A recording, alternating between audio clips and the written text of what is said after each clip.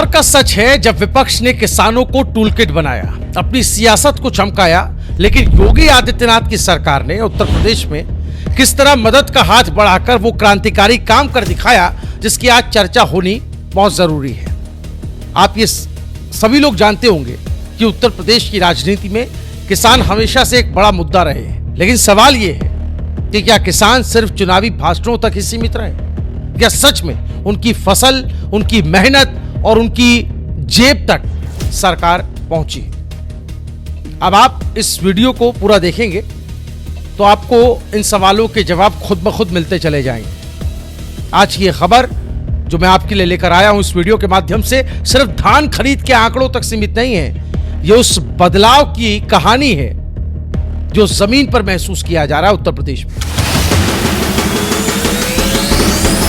UP में खरीफ क्रय session 2025-26 की धान खरीद प्रक्रिया पूरी हो चुकी है और सरकार ने जो लक्ष्य रखा था, आपको जानकर ताज्जुब होगा, उस लक्ष्य को सिर्फ छुआ नहीं है बल्कि पार कर लिया है।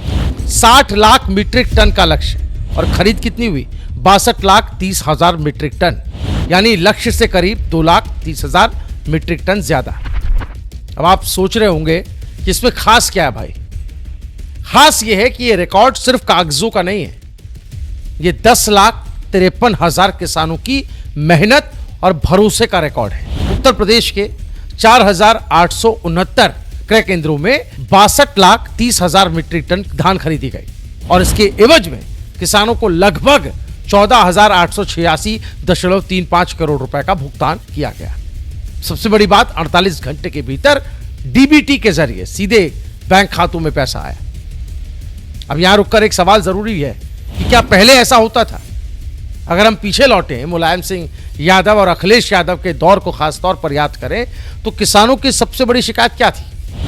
भुगतान में देरी, बिचौलियों का दखल, तौल में गड़बड़ी, नापतौल में, और क्रय केंद्रों पर जहां से खरीदी होती है यहां पर जो लंबी कतारें खड़ी लगती थी, लाइन लगती थी। किसान कई कई हफ्तों तक भुगतान का इंतजार करते थे। कई बार उन्हें अपनी फसल औने पौने दामों पर आड़तियों को बेचनी पड़ती थी। जो क्रय केंद्र हैं उनकी संख्या सीमित थी, व्यवस्थाएं कमजोर थी और निगरानी यानी मॉनिटरिंग पूरी तरह ढीली। अब इसका नतीजा क्या हुआ, परिणाम क्या हुआ? किसान सरकारी खरीद से ज्यादा निजी व्यापारियों पर निर्भर हो गए थे। लेकिन आज तस्वीर बदल रही है। योगी आदित्यनाथ की सरकार ने न सिर्फ लक्ष्य तय किया बल्कि उसे पार भी कर लिया। 2024-25 में 57,70,000 मीट्रिक टन धान खरीदी गई। इस बार 62,30,000 मीट्रिक टन खरीदी गई, यानी लगभग 4,60,000 मीट्रिक टन की बढ़ोतरी इस बार हुई है।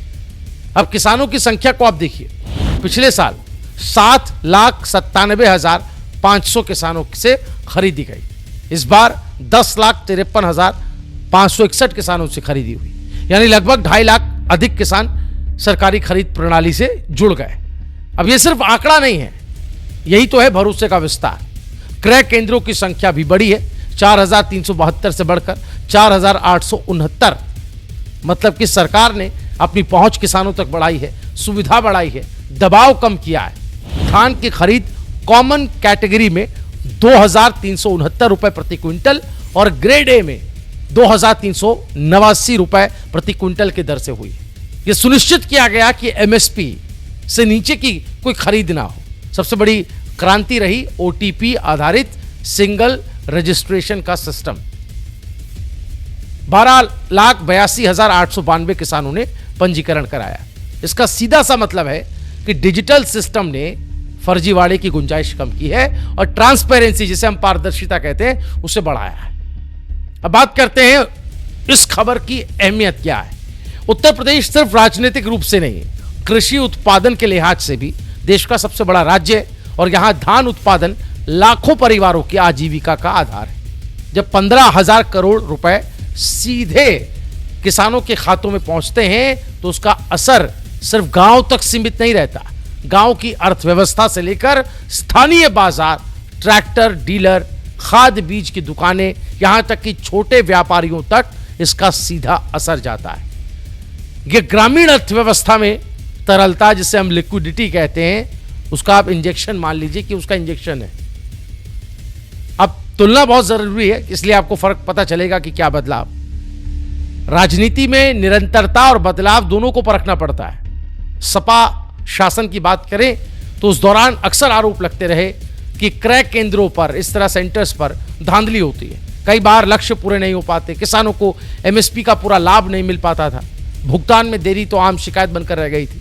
कई किसान आंदोलन की राह पर चले गए, कई चुपचाप जो प्राइवेट व्यापारी हैं, निजी व्यापारी हैं, उनको अपनी फसल बेचते थे, बेचारे नुकसान झेलना पड़ता था। क्या करें।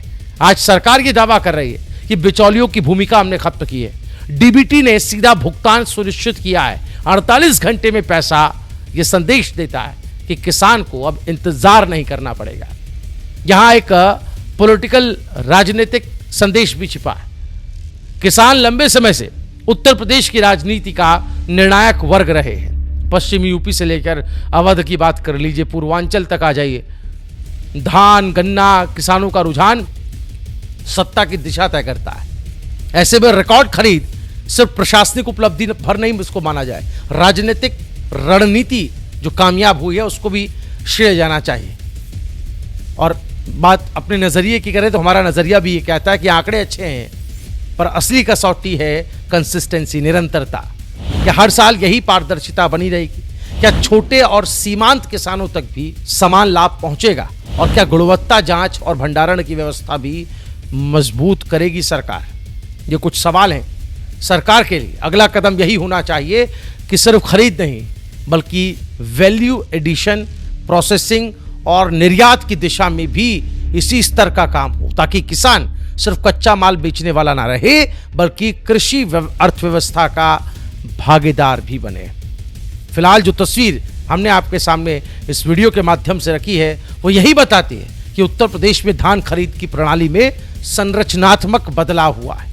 डिजिटल पंजीकरण की बात कर लें, हमने बात की अधिक क्रय केंद्रों की, लक्ष्य से ज्यादा जो खरीद हुई है किसानों से, और जो तेज भुगतान हुआ है 48 घंटे के अंदर, ये मॉडल बताता है कि ये कितना मजबूत है। उत्तर प्रदेश की इस धान खरीद कहानी को इसीलिए नजरअंदाज नहीं किया जा सकता क्योंकि ये सीधे उस कैटेगरी, उस वर्ग से जुड़ी है, उस क्लास से जुड़ी है जो खेत में पसीना बहाता है और जिसकी आर्थिक सेहत पर पूरे प्रदेश की सामाजिक राजनीतिक धड़कन टिकी होती है, जिसके लिए आधुनिक हिंदी कविता के महत्वपूर्ण हस्ताक्षर मैथिली शरण गुप्त ने यह कभी लिखा था अपने टाइम में कि हो जाए अच्छी भी फसल, पर लाभ कृषकों को कहां, खाते खवाई बीज ऋण से है रंगे रखे जहां, आता महाजन के यहां वो अन्न सारा अंत में, अधपेट खाकर फिर उन्हें है कांपना हेमंत में।